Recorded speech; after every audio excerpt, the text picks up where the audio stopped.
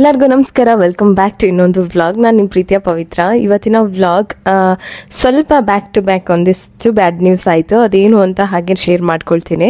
ಸಂಜೆ ಪ್ರೀತಮ್ನ ಮಲಗಿಸ್ಬಿಟ್ಟು ಮನೆ ಸ್ವಲ್ಪ ಕ್ಲೀನ್ ಮಾಡ್ಕೋಬೇಕಾಗಿತ್ತು. ಈ ಮನೆ ಕ್ಲೀನ್ ಮಾಡೋದೇನು ದೊಡ್ಡ ವಿಚಾರ ಅಲ್ಲ, ತುಂಬ ಚಿಕ್ಕದಾಗಿದೆ ಮತ್ತು ತುಂಬ ಅರೇಂಜ್ ಆಗಿರೋದ್ರಿಂದ ಬೇಗ ಕ್ಲೀನ್ ಆಗಿಬಿಡುತ್ತೆ ಅಂತ ಅನಿಸುತ್ತೆ. ಬಾಲ್ಕನಿಲಿ ಬಟ್ಟೆ ಹಾಕಿದ್ದೆ, ಮಳೆ ಬಂದಿದ್ದೆ ಗೊತ್ತಾಗಿಲ್ಲ. ಇಲ್ಲೂ ಅಷ್ಟೇ, ಮಳೆ ಬಂದರೆ ಗೊತ್ತೇ ಆಗೋದಿಲ್ಲ. ಡೋರ್ ಓಪನ್ ಇದ್ದರೆ ಗೊತ್ತಾಗುತ್ತೆ, ಇಲ್ಲ ಅಂದರೆ ಗೊತ್ತಾಗೋದಿಲ್ಲ.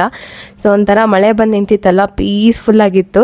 ಇನ್ನು ಬಾಲ್ಕನಿಲಿ ಸ್ವಲ್ಪ ಏನೋ ಕೆಲಸ ಮಾಡಿಸ್ತಾನೆ ಇದ್ದಾರೆ, ಹಾಗಾಗಿ ಅಲ್ಲೆಲ್ಲ ಬ್ಯಾಂಬು ಎಲ್ಲ ಹಾಕಿದ್ದಾರೆ, ಅವರಿಗೆ ಯೂಸ್ ಆಗುತ್ತೆ ಅಂತ. ಸೊ ಅದೆಲ್ಲ ಒಂದೇ ಸರಿ ಕ್ಲೀನ್ ಆದಮೇಲೆ ಆ ಕಡೆ ಎಲ್ಲ ಕ್ಲೀನ್ ಮಾಡ್ಕೊಳ್ಳೋಣ. ಮತ್ತೆ ಧೂಳು ಆಗ್ತಾನೆ ಇದೆ, ಯಾಕೆಂತಂದರೆ ಓನರ್ ಶಿಫ್ಟ್ ಆಗಿಲ್ಲ, ಅವ್ರ ಮನೆ ವರ್ಕ್ ಮಾಡ್ತಾನೆ ಇದ್ದಾರೆ. ಹಾಗಾಗಿ ನಾನು ಇವಾಗ ರಂಗೋಲಿ ಸಹ ಆಗ್ತಾ ಇಲ್ಲ, ಯಾಕೆಂದರೆ ಮತ್ತೆ ಫುಲ್ ಗಲೀಜ್ ಆಗ್ತಾ ಇತ್ತು. ಹಾಗಾಗಿ ನಾನು ಸ್ವಲ್ಪ ದಿನದಲ್ಲೆಲ್ಲ ಕೆಲಸ ಮುಗಿಯುತ್ತೆ. ಆಮೇಲೆ ಬಾಲ್ಕನಿ ಸ್ವಲ್ಪ ಮೇಕ್ ಓವರ್ ಮಾಡಿಕೊಂಡು ಮನೆ ಮುಂದೆ ಎಲ್ಲ ಡೈಲಿ ರಂಗೋಲೆ ಹಾಕೋಬೋದು. ಇನ್ನು ಡೈನಿಂಗ್ ಟೇಬಲ್ನ ಡೈಲಿ ಒಂದ್ಸರಿ ಕ್ಲೀನ್ ಮಾಡ್ಕೋತೀನಿ, ಯಾಕೆ ಅಂತಂದರೆ ಊಟ ಮಾಡ್ತಾರೆ. ಮ್ಯಾಟ್ ಎಲ್ಲ ಹಾಕಿದ್ರು ಪ್ರೀತಮ್ ಫಿಂಗರ್ ಪ್ರಿಂಟ್ ಬಿದ್ದೇ ಬೀಳ್ತಾ ಇರುತ್ತೆ ಎಲ್ಲ ಗ್ಲಾಸ್ ಮೇಲೂ. ಹಾಗಾಗಿ ಅದನ್ನು ನಾನು ಕ್ಲೀನ್ ಮಾಡ್ಕೊಳ್ತೀನಿ. ಈ ಮ್ಯಾಟ್ಗಳೆಲ್ಲ ತುಂಬ ಚೆನ್ನಾಗಿದೆ, ರೀಸೆಂಟಾಗೇ ತೊಗೊಂಡೆ. ಇಲ್ಲ ಅಂತಂದರೆ ಊಟ ಮಾಡಬೇಕಾದ್ರೆ ಪ್ರೀತಮ್ದೇ ಚೆಲ್ಲಾಟ ಜಾಸ್ತಿ ಇದ್ದಿದ್ದು. ಹಾಗೆ ನೋಡೋಕ್ಕೂ ಚೆನ್ನಾಗಿ ಕಾಣಿಸುತ್ತೆ ಆರ್ಗನೈಸ್ಡ್ ಆಗಿ ಅಂತ ಹೇಳ್ಬಿಟ್ಟು ಮ್ಯಾಟ್ ಎಲ್ಲ ತೊಗೊಂಡಿದ್ದೀನಿ. ತುಂಬ ಚೆನ್ನಾಗಿದೆ, ಬೇಕಂದ್ರೆ ನಾನು ಅದ್ರದ್ದು ಲಿಂಕ್ ಹಾಕಿರ್ತೀನಿ. ಇನ್ನು ಲಾಸ್ಟ್ ಟೈಮ್ ಚಿಕ್ಕಪೇಟೆಗೆ ಹೋದಾಗ ಸೋಫಾಗೆ ಅಂತ ಹೇಳ್ಬಿಟ್ಟು ಸೋಫಾ ಕವರ್ ತೊಗೊಂಡು ಬಂದಿದ್ನಲ್ಲ, ಅದನ್ನು ಹಾಕೋಕ್ಕೆ ಆಗಿರಲಿಲ್ಲ. ಹಬ್ಬಕ್ಕೆ ಹಾಕೊಳ್ಳೋಣ ಅಂತೇಳಿ ಹಾಗೆ ಎತ್ತಿಟ್ಟಿದ್ದೆ. ಮತ್ತು ಕಂಪ್ಲೀಟ್ ಕರ್ಟನ್ಸ್ ಎಲ್ಲ ಚೇಂಜ್ ಮಾಡಿದ್ದೀನಿ.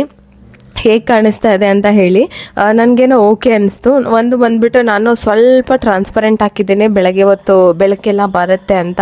ಇನ್ನೊಂದು ಫುಲ್ ಫ್ಲವರ್ದು ಹಾಕಿದೆ. ಎರಡರಲ್ಲಿ ಒಂದು ಸೂಟ್ ಆಗುತ್ತೆ ಅಂತ ಅನಿಸುತ್ತೆ, ನೋಡೋಣ ಇರಲಿ ಅಂತ ಹೇಳ್ಬಿಟ್ಟು ಹಾಗೆ ಬಿಟ್ಟಿಲ್ಲ. ಅಂದರೆ ಗ್ರಿಲ್ಲೆಲ್ಲ ಕಾಣಿಸ್ತಾ ಇರುತ್ತೆ, ತುಂಬ ದೊಡ್ಡ ವಿಂಡೋ ಅಲ್ವಾ. ಹಾಗಾಗಿ ಇನ್ನು ಅವ್ನು ಎದ್ದೇಳೋಷ್ಟರೊಳಗೆ ಆದಷ್ಟು ಎಲ್ಲ ಕ್ಲೀನ್ ಮಾಡ್ಕೊಂಬಿಡೋಣ ಅಂತ. ಟೀಪಾಯ್ ಅಂತೂ ಡೈಲಿ ನಾನು ಕ್ಲೀನ್ ಮಾಡಲೇಬೇಕು, ಅದ್ರ ಮೇಲೆ ಅವ್ನು ಫಿಂಗರ್ ಪ್ರಿಂಟ್ ಹಾಕ್ತಾ ಇರ್ತಾನೆ.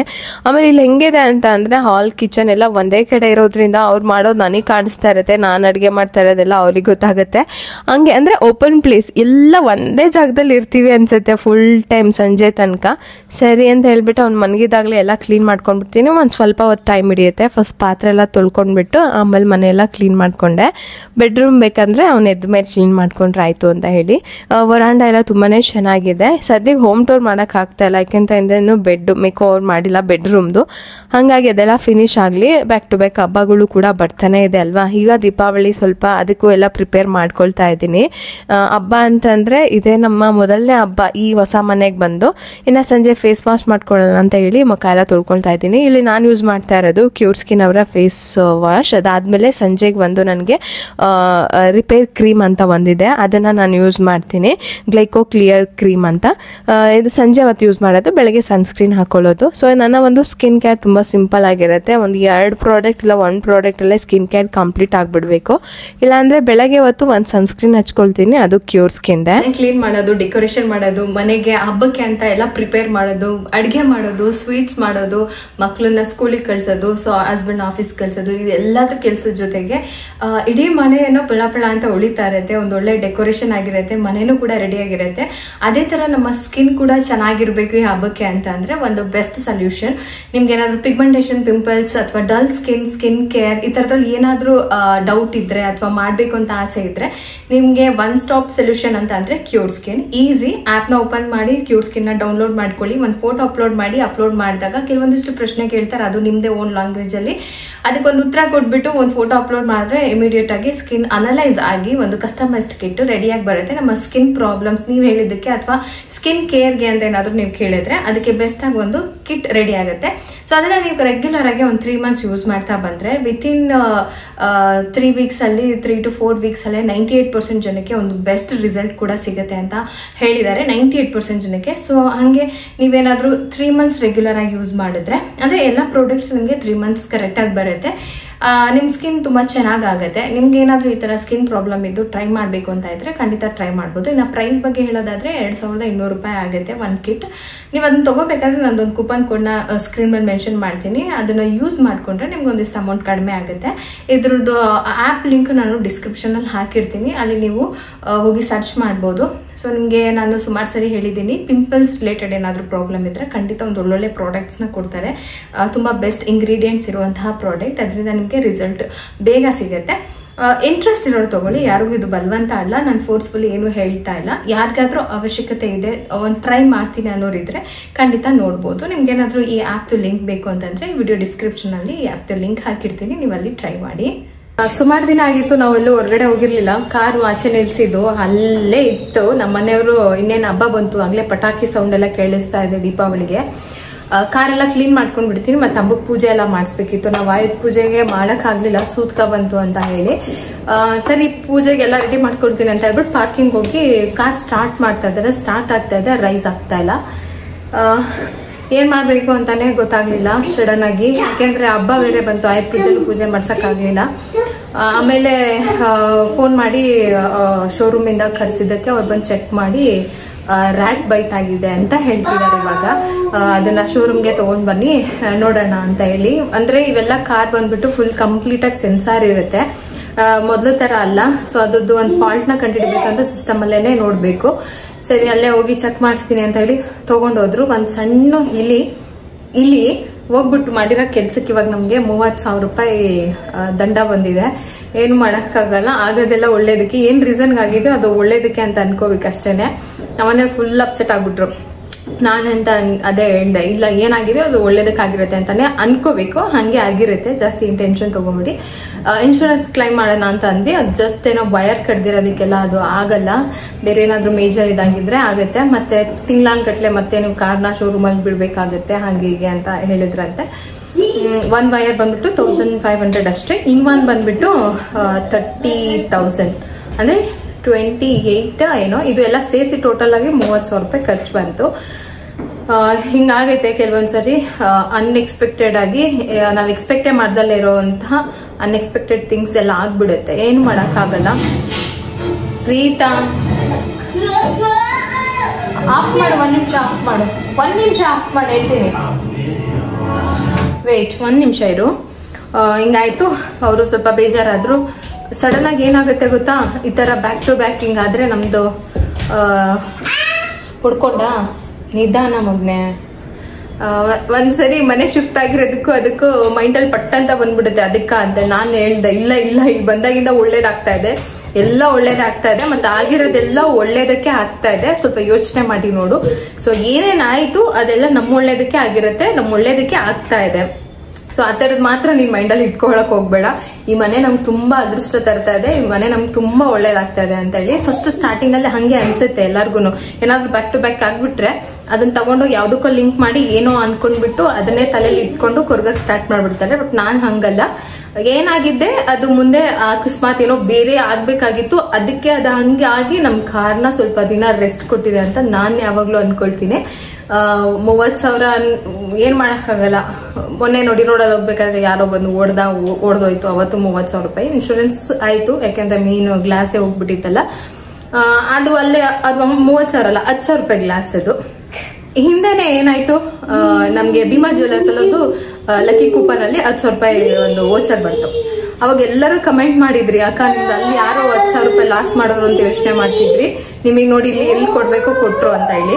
ನಮ್ ಕೈಯಿಂದ ಏನು ಹೋಗ್ಲಿಲ್ಲ, ಬಂತು ಅಷ್ಟೇನೆ. ಇನ್ಶೂರೆನ್ಸ್ ಕ್ಲೈಮ್ ಮಾಡಿದ್ವಿ, ಒಂದು 10,000 ಹೋಯ್ತು, ಇಲ್ಲ 10,000 ಬಂತು. ಬಟ್ ಅವ್ರು ಮಾಡಿರೋ ಕರ್ಮಗಳಿರುತ್ತಲ್ಲ ಅದನ್ನ ಅವರು ಓದ್ಕೊಂಡು ಹೋಗ್ತಾರೆ ಅಷ್ಟೇ. ಅವ್ರ ತಲೆಯಲ್ಲಿ ಇರುತ್ತೆ ನಾನು ಇಂಥದ್ದೊಂದು ಕೆಲಸ ಮಾಡಿದ್ದೆ ಅಲ್ವಾ ಅಂತ. ಸೊ ಹಂಗಾಗಿ ನಾನು ಏನಾಗಿದೆ ಅದು ಒಳ್ಳೇದಕ್ಕೆ ಆಗಿದೆ ಅಂತ ಅನ್ಕೊಂಡು ಮುಂದೆ ಖುಷಿಯಾಗಿ ಹೋಗ್ತೀನಿ. ಪರವಾಗಿಲ್ಲ, ಇವಾಗ ಓಕೆ ಆಗಿದೆ. ಕಾರು ಹಬ್ಬದೊಳಗಡೆ ಕೊಡ್ತೀವಿ ಅಂತ ಹೇಳಿದ್ರು. ಇನ್ಶೂರೆನ್ಸ್ ಕ್ಲೈಮ್ ಮಾಡಕ್ ಹೋಗಿದ್ರೆ ತಿಂಗ್ಳಾನ್ಗಟ್ಲೆ ಆಗ್ಬಿಡುತ್ತೆ ಅಂತ. ಓಕೆ ಆಯ್ತು, ಬರ್ಲಿ ಫಸ್ಟ್ ಕಾರು ಅಂತ ಹೇಳಿ ಅದೊಂದಾಯ್ತು. ಆಗೋದೆಲ್ಲ ಒಳ್ಳೇದಕ್ಕೆ ಅಂತ ಅನ್ಕೊಳ್ಳಿ. ಒಂದು ಕತೆ ಇದೆ, ಯಾವಾಗಾದ್ರೂ ಹೇಳ್ತೀನಿ. ಅದು ನಂಗೆ ತುಂಬಾ ಇಷ್ಟ ಆಯ್ತು. ಆಗೋದೆಲ್ಲ ಒಳ್ಳೇದಕ್ಕೆ ಅನ್ನೋದಕ್ಕೆ ಒಂದು ಕತೆ ಯಾವಾಗಾದ್ರೂ ವ್ಲಾಗ್ ಅಲ್ಲಿ ಹೇಳ್ತೀನಿ. ಇವಾಗ ಹಂಗೆ ಏನು ಮನೆಯೆಲ್ಲ ಡೀಪ್ ಕ್ಲೀನ್ ಮಾಡ್ಬೇಕಂತ ಏನಿರ್ಲಿಲ್ಲ. ಈಗ ತಾನೇ ಬಂದೆ. ಡೈಲಿ ಕ್ಲೀನಿಂಗ್ ಅಂತೂ ಆಗ್ತಾ ಇದೆ. ಸ್ವಲ್ಪ ಚಿಕ್ಕದಾಗಿರೋದಕ್ಕೆ ಬೇಗ ಕ್ಲೀನ್ ಮಾಡ್ಕೊಂಡ್ ಬಿಡ್ತೀನಿ. ಎಲ್ಲ ಯಾವಾಗ್ಲೂ ಕ್ಲೀನ್ ಆಗೇ ಇರುತ್ತೆ. ಹಬ್ಬಕ್ಕೇನು ಅಷ್ಟು ಕೆಲಸ ಇಲ್ಲ. ದೇವ್ರ ಮನೆಗೆ ಒಂದ್ ಸ್ವಲ್ಪ ಕೆಲಸ ಮಾಡ್ಕೊಂಡು ಎಲ್ಲದಕ್ಕೂ ಅರ್ಶಿನ ಕುಂಕುಮ ಮತ್ತೆ ನೋ ಪ್ಲೀಸ್ ಅದೆಲ್ಲ ಮಾಡ್ಬೇಕು ಅಷ್ಟೇ, ಇನ್ನೇನು ಇಲ್ಲ. ಹಬ್ಬಕ್ಕೇನು ಜಾಸ್ತಿ ಏನು ರಿಸ್ಕ್ ಇಲ್ಲ. ಇನ್ನ ರೂಮ್ 2 ಮೇಕ್ ಓವರ್ ಮಾಡೋದಿದೆ, ನನ್ನ ರೂಮು ಮತ್ತೆ ಪ್ರಗತಿ ರೂಮು. ಅದ್ ಮಾಡಿದ್ಮೇಲೆ ಹೋಮ್ ಟೂರ್ ಮಾಡ್ತೀನಿ. ಅದಕ್ಕೂ ಮುಂಚೆಗೆ ಬೇರೆ ಬೇರೆ ವಿಡಿಯೋಸ್ ಮಾಡೋದೆಲ್ಲ ಐಡಿಯಾ ಇದೆ. ನೋಡೋಣ ಅದೆಲ್ಲ ಯಾವಾಗ ಬರುತ್ತೋ ಅದು ಬರುತ್ತೆ. ಇವಾಗ ಈ ವ್ಲಾಗ್ ನ ಎಂಡ್ ಮಾಡ್ತೀನಿ. ನಾಳೆ ಬೆಳಗ್ಗೆ ಹಂಗೆ ವ್ಲಾಗ್ ನ ಕಂಟಿನ್ಯೂ ಮಾಡ್ತೀನಿ. ಸೊ ಇವಾಗ ಸ್ವಲ್ಪ ಏನಿಲ್ಲ, ಅಡುಗೆ ಎಲ್ಲ ಆಯ್ತು, ಊಟ ಆಯ್ತು. ನಾಳೆ ಬೆಳಗ್ಗೆ ಹಂಗೆ ಬ್ಲಾಗ್ನ ಕಂಟಿನ್ಯೂ ಮಾಡ್ಕೊಂಡು ಹೋಗೋಣ. ಏನ್ ಬೇಕು ಹೇಳು? ಫಿಶ್ ಕ್ಯಾಚ್ ಮಾಡ್ತೀಯಾ? ಹೆಂಗ್ ಕ್ಯಾಚ್ ಮಾಡ್ತೀಯಾ? ಹಂಗೆ ಕ್ಯಾಚ್ ಮಾಡ್ತೀಯಾ? ಮಾಡಕ್ ಬರುತ್ತಾ? ಓಕೆ. ಲಾಸ್ಟ್ ಟೈಮ್ ನಾನು ಅಂಬಿಕವ್ರ ಮನೆಗೆ ಹೋಗಿದ್ನಲ್ವಾ, ಅವಾಗ ಸುಮಾರು ಜನ ಫಿಶ್ ಕ್ಯಾಚ್ ಮಾಡೋ ಗೇಮ್ ಇತ್ತಲ್ಲ, ಅದನ್ನ ಕೇಳ್ತಾ ಇದ್ರಿ.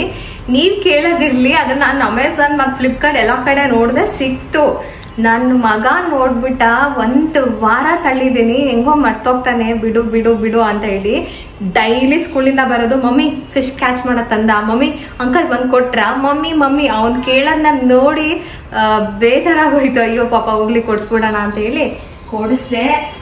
ನೆನ್ನೆ ರಾತ್ರಿ ಒಂದು ಗೇಮ್ ಆಡ್ಬಿಟ್ಟು ಬೆಳಗ್ಗೆಯಿಂದ ಆಟ. ಖುಷಿ ನೋಡ್ರಿ ಅವ್ನ ಖುಷಿನ. ಅಯ್ಯಯ್ಯೋ ಬೇಗ ಎಲ್ಲಿದೆ ಅವನು? ಇಲ್ಲಿ ಸಿಕ್ಕಿದ್ರೆ ಬಿಡಲ್ಲ ಅವನು, ಅದಕ್ಕೆ ನಾನೇ ಸ್ವಲ್ಪ ಮೇಲೆ ಇಟ್ಟಿದ್ದೆ. ಇದು ಫಿಶ್ ಕ್ಯಾಚ್ ಮಾಡೋದು ಮಾಡ್ತಾನೆ, ಬಟ್ ಅವನಿಗೆ ಲಾಸ್ಟಲ್ಲಿ ಇಟ್ಕೊಳಕ್ ಬರಲ್ಲ, ಮುಂದೆ ಇಟ್ಕೊಂಡು ಹಂಗೆ ಪಿಕ್ ಮಾಡ್ತಾನೆ, ಆಡಕ್ ಬರುತ್ತೆ. ಹೇ ಯಾರ್ದಿದು? ಅವ್ನಿಗೆ ಎಷ್ಟು ಖುಷಿ ಆಗೋಯ್ತು ಅಂತಂದ್ರೆ ಇದನ್ನ ತಗೊಂಡ್ಮೇಲೆ. ಅಕ್ಕನೂ ನೀನು ಆಡ್ರಿ ಆಯ್ತಾ, ಅಮ್ಮನೂ ನೀನು. ಓಕೆ, ಜಗಳ ಮಾಡಬಾರ್ದು. ಇಲ್ಲ ಆನ್ ಬಟನ್ ಇದೆ, ಶೆಲ್ ಹಾಕಬೇಕು, ಅದು ಮಾಡುತ್ತಲ್ಲ ಆವಾಗ ಕ್ಯಾಚ್ ಮಾಡಬೇಕು ಅಲ್ವಾ ಪ್ರೀತ? ಅಕ್ಕಂಗೆ ಆರೆಂಜ್ ಕೊಡ್ಲಾ? ಬರುತ್ತೆ, ನೀನು ಪೇಷನ್ಸ್ ಆಗಿ ಮಾಡಬೇಕು, ಮಾಡಬೇಕು, ಹಿಡಿಬೇಕು. ಬಾಯಿ ಯಾವ್ದು ಮಾಡಿರುತ್ತೋ ಅದ್ರಲ್ಲಿ ಹಾಕಬೇಕು. ಕ್ರಾಸ್ ಮಾಡಿತ್ತು, ಎತ್ತು. ಕೈಯಲ್ಲಿ ಎತ್ತಬಾರ್ದು, ಸ್ಟಿಕ್ಕಲ್ಲೇ ಎತ್ತಬೇಕು. ಸ್ಟಿಕ್ಕಲ್ಲೇ ಬಂದು ನೋಡಿ ಮಮ್ಮಿ ಮಾಡ್ತಾರೆ, ಇಲ್ಲ ಮಾಡಿದ್ಯಲ್ವಾ, ಹಿಂಗಾಗಿ ಹಿಂಗೆ ಎತ್ಕೊಬೇಕು. ಬಂತಾ? Very good. ಹಂಗೆ ಹಂಗೆ ಹಂಗೆ ನೋಡಿ, ಲಾ ಮಾಡಿದ ತಕ್ಷಣ ಹಾಕ್ಬೇಕು ಅದ್ರ ಒಳಗಡೆ, ಇಲ್ಲಾಂದ್ರೆ ಕ್ಲೋಸ್ ಮಾಡ್ಬಿಡುತ್ತೆ. ಹಂಗೆ ಕ್ರಾಸ್ ಮಾಡು, ವೇಟ್ ಮಾಡು, ಕಚ್ಚಿರ್ತದು. ಈಗ ಎತ್ತು. ಗುಡ್ ಬಾಯ್. ಸೊ ನಮ್ಮನೇಲಿ ನಡೆದಿರೋ ಒಂದು ಬ್ಯಾಡ್ ನ್ಯೂಸ್ ಹೇಳಿದೆ. ನೆಕ್ಸ್ಟ್ ಬ್ಯಾಡ್ ನ್ಯೂಸ್ ನಾನು ಬೆಳಗ್ಗೆ ಹೇಳ್ತೀನಿ. ಇನ್ನು ಮಕ್ಳಿಗೆ ಇದು ಟಾಯ್ಸ್ ತೊಗೊಂಬಂದು ಕೊಟ್ಟಿದೆ, ತುಂಬ ಚೆನ್ನಾಗಿದೆ. ಏನಂದ್ರೂ ಒಂದು ½ ಎಂಗೇಜ್ ಆಗಿಡ್ಬೋದು, ½ ಒಂದು 40 ಮಿನಿಟ್ಸ್ ಆದರೂ ಎಂಗೇಜ್ ಆಗಿಡ್ಬೋದು. 2 ಗೇಮ್ ಆಡೋಷ್ಟ್ರಲ್ಲಿ ಅಷ್ಟಾಗುತ್ತೆ. ಪ್ರೀತಮ್ಗೂ ತುಂಬ ಇಂಟ್ರೆಸ್ಟ್ ಇದನ್ನು ತೆಗೆಯೋದು, ಬಟ್ ಅವ್ನು ಹೋಲ್ಡ್ ಮಾಡಿರೋದು ನೋಡಿ, ಹಂಗೆ ಹೋಲ್ಡ್ ಮಾಡೋಂಗಿಲ್ಲ. ಅವನಿನ್ನೂ ಚಿಕ್ಕವನಲ್ವ, ಅಟ್ಲೀಸ್ಟ್ ಅದಾದರೂ ಮಾಡ್ತಾನಲ್ಲ ಅಂತ ಹೇಳ್ಬಿಟ್ಟು ಓಕೆ ಆಡಿ ಅಂತ ಹೇಳಿ ತಂದುಕೊಟ್ಟೆ. ತುಂಬ ಚೆನ್ನಾಗಿದೆ. ಮಕ್ಕಳನ್ನ ಸುಮ್ಮನೆ ಏನೇನೋ ಮಾಡೋದಕ್ಕಿಂತ ಈ ಥರ ಎಂಗೇಜ್ ಆಗಿ ಇಟ್ಕೋಬೋದು. ಈ ಥರ ತುಂಬ ಟಾಯ್ಸ್ ಸಿಗುತ್ತೆ ಮೈಂಡ್ ಗೇಮ್ಗೆ. ಅದನ್ನು ಅವ್ರಿಗೆ ಕೊಟ್ಟರೆ ಅವರು ಮನೆ ಒಳಗೆ ಟಿವಿನ ಒಂದು ಸ್ವಲ್ಪ ಹೊತ್ತು ಬಿಟ್ಟು ಅವ್ರೊಂದು ಎಕ್ಸ್ಟ್ರಾ ಆ್ಯಕ್ಟಿವಿಟಿ ಅನ್ನೋದು ತುಂಬ ಕಡಿಮೆ ಆಗಿದೆ ಇವಾಗ. ಹಾಗಾಗಿ ಅದೆಲ್ಲ ತುಂಬ ಒಳ್ಳೆಯದು. ಬೇಕಂದ್ರೆ ನಾನು ಟ್ಯಾಗ್ ಮಾಡ್ತೀನಿ. ಚೆನ್ನಾಗಿ ಆಡ್ತೀಯಾ? ಇಲ್ಲ ನೋಡು ಪ್ರೀತಮ್, ಇಲ್ಲಿ ನೋಡಿಲಿ ಫುಲ್ ಬ್ಯುಸಿ ಆಗ್ಬಿಟ್ಟವ್ನೆ ಆಟ ಆಡೋದ್ರಲ್ಲಿ. ನೋಡೋದು ಇಲ್ಲ, ಅಷ್ಟು ಬ್ಯುಸಿ ಆಗ್ಬಿಟ್ಟವ್ನು. ದಿನ ಕೇಳ್ತಾ ಇದ್ದ ಹೋಗ್ಲಿ ಅಂತ ಹೇಳಿ ಕೊಡಿಸ್ತೆ. ನಿಮ್ಗೆ ಯಾಕಂದ್ರೆ ಬೇಕು ಅಂದ್ರೆ ಟ್ಯಾಗ್ ಮಾಡಿರ್ತೀನಿ, ಚೆಕ್ ಮಾಡಿ. ಇದನ್ನ ನೋಡ್ತಾನೆ ಸಡನ್ಲಿ ಕಾಲ್ ಬಂತು. ನಾವು ಪೋರ್ಟರ್ಗೆ ವೆಹಿಕಲ್ ಅಟ್ಯಾಚ್ ಮಾಡಿದ್ವಿ. ಸೊ ನಮ್ ಡ್ರೈವರ್ ಏನೋ ಸಣ್ಣ ಆಕ್ಸಿಡೆಂಟ್ ಮಾಡ್ಕೊಂಡ್ಬಿಟ್ಟಿದ್ರು ಅಂತ ಹೇಳಿ ನಮ್ಮ ಮನೆಯವರು ಓಡೋದ್ರು. ಸೊ ಅದು ಅಲ್ಲಿಗೆ ಸ್ಟಾಪ್ ಆಯ್ತು. ಪ್ರಗತಿನ ಡ್ಯಾನ್ಸ್ ಕ್ಲಾಸಿಗೆ ಬಿಟ್ಟು ಇವಾಗ ನಾನ್ ಬಂದೆ. ಗಾಡಿಗಳು ಅಥವಾ ವೆಹಿಕಲ್ಸ್ ಅಟ್ಯಾಚ್ ಮಾಡೋದು ಅಥವಾ ನಡೆಸೋದು ಇದೆಯಲ್ಲ ಸ್ವಲ್ಪ ಡೇಂಜರ್ ಮತ್ತೆ ಭಯ, ಯಾವಾಗ ಏನಾಗುತ್ತೋ ಅಂತ. ನಮ್ ಡ್ರೈವರ್ ಚೆನ್ನಾಗಿ ಓಡಿಸಿದ್ರು ಆ ಕಡೆಯಿಂದ ಬರೋರು ಕೂಡ ಕರೆಕ್ಟ್ ಆಗಿ ಇರ್ಬೇಕಲ್ವಾ. ಸೊ ಹಂಗಾಗಿ ಏನಿಲ್ಲ, ಸಣ್ಣ ಸ್ಕ್ರಾಚ್ ಏನೋ ಆಗಿದೆ ಆಟೋಗೂ ಮತ್ತೆ ನಮ್ ಗಾಡಿಗೂ. ಸೊ ಅದಕ್ಕೆ ಸ್ವಲ್ಪ ನೋಡ್ಕೊಂಡ್ ಬರ್ತೀನಿ ಅಂತ ಹೋದ್ರು ಅಷ್ಟೇನೆ. ನಾರ್ಮಲ್ ಫಸ್ಟ್ ಟೈಮ್ ಆಗಿರೋದು ಆಕ್ಚುಲಿ, ನಮ್ ಇದ್ರಲ್ಲೇ ಯಾವತ್ತೂ ಈ ತರ ಆಗಿಲ್ಲ. ಇವಾಗ ಸ್ವಲ್ಪ ಏನಾದ್ರೂ ಸಣ್ಣ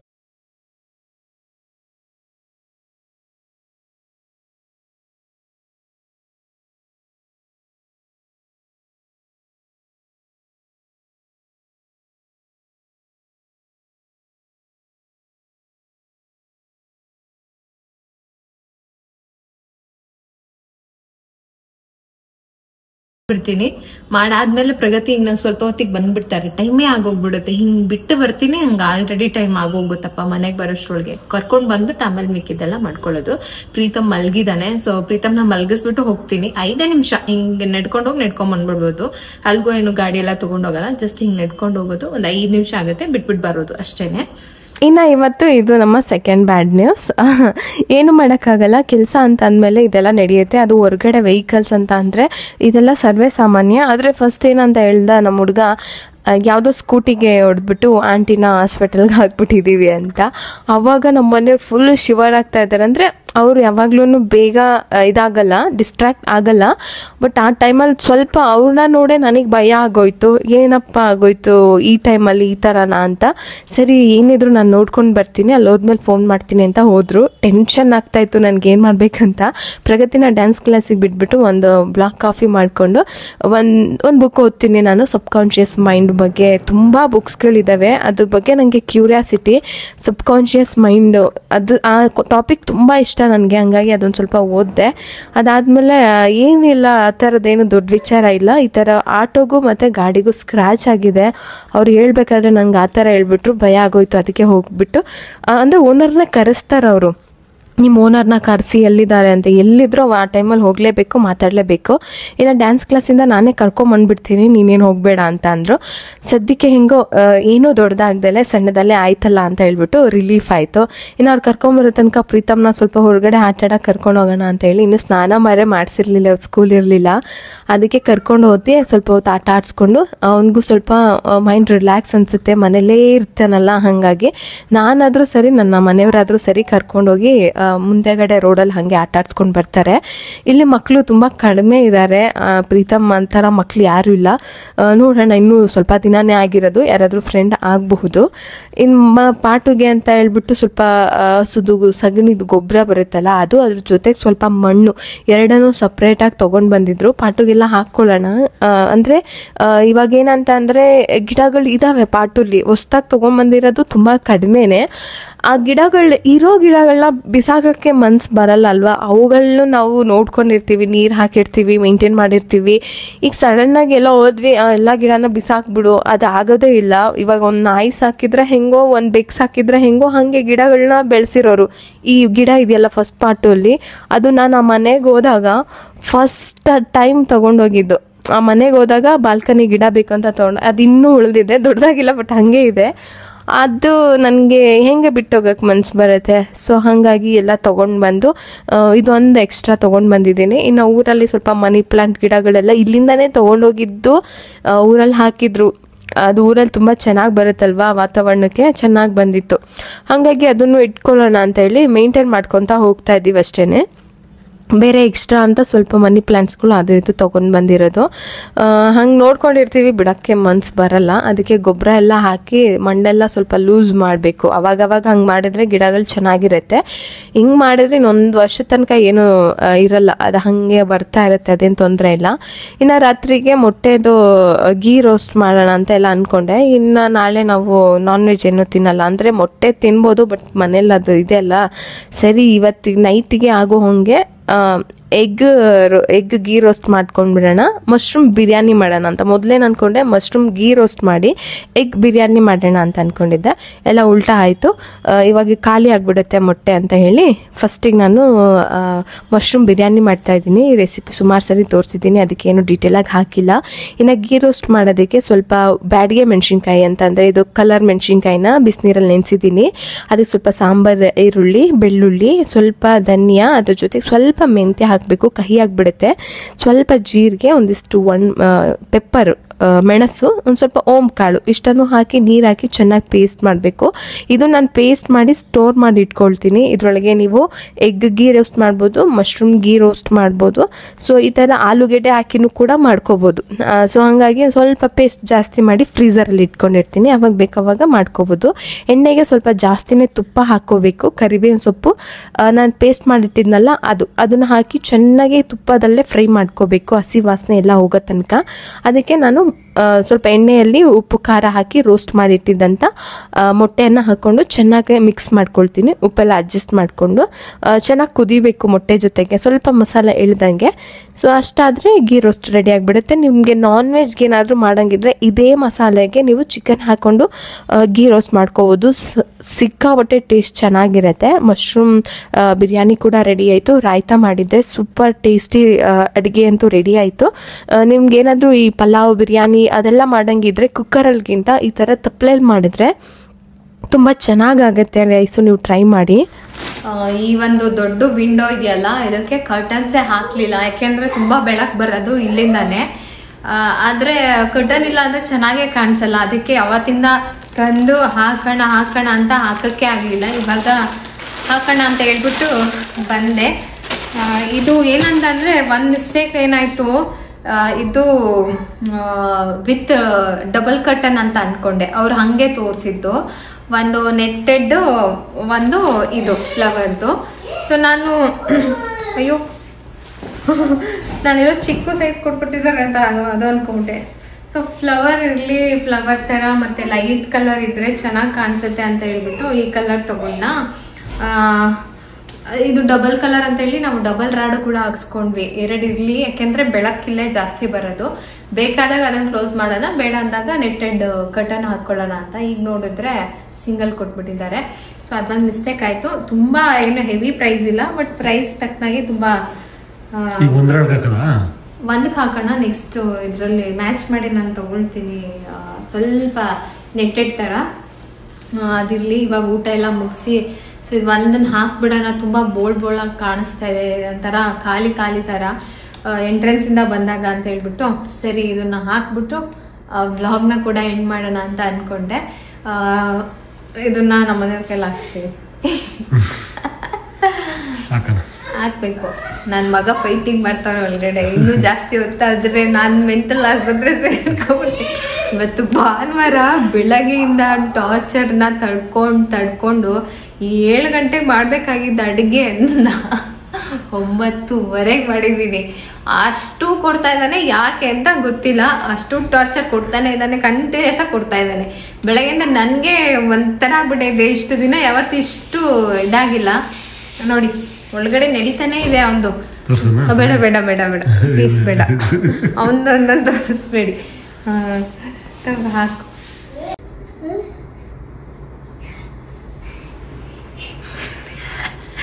ಏನ್ ಮಾಡ್ತಾ ಇದೀಯ ಪ್ರೀತಮ್ ನೀನು?